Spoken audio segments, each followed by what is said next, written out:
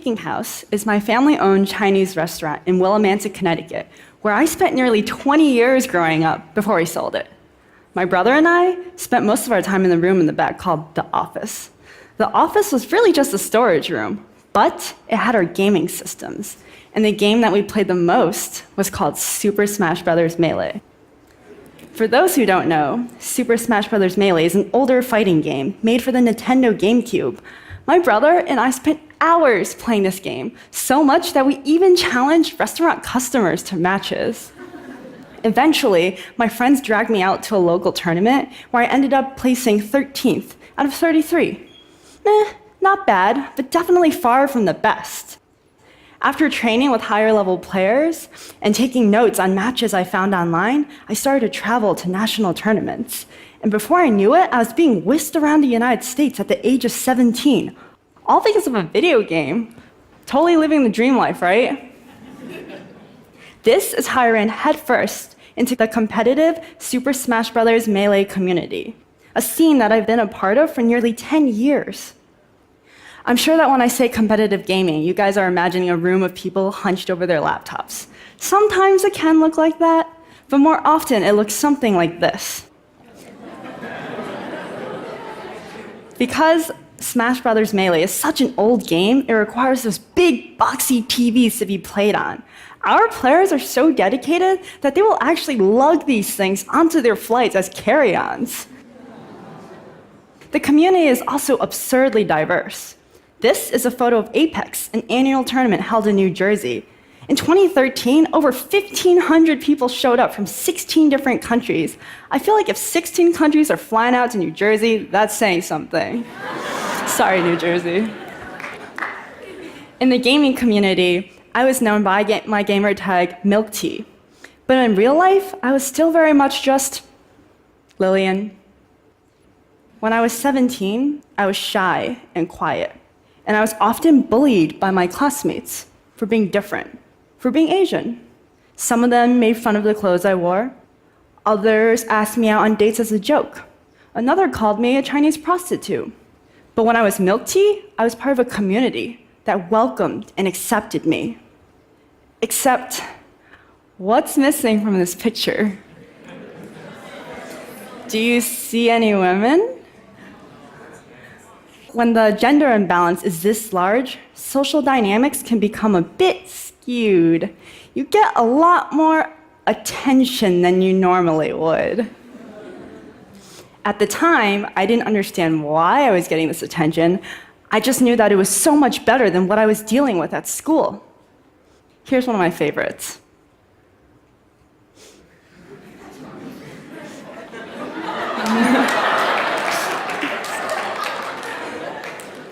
But then, things took a turn for the worse.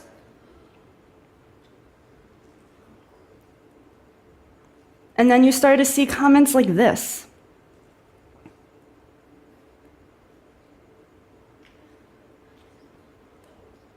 Over years, I began internalizing all of this. And then I took these attitudes and projected them onto other women. Ew, why is she so girly? Is she even a real gamer? I felt my voice shrinking and the resentment growing inside of me. And eventually, I distanced myself from the Smash community altogether. Fast forward a few years.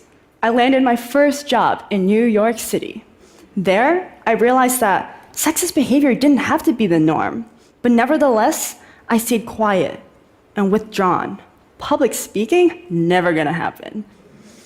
But then, this Facebook comment appeared in my feed.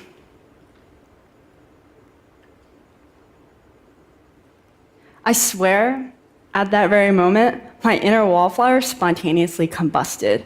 I started writing blog posts that talked about my experiences and issues I had faced within the community. And to my surprise, they went viral within our scene. A well-known fighting game website picked up one of my posts, and later on, Polygon, a gaming site, covered my future work.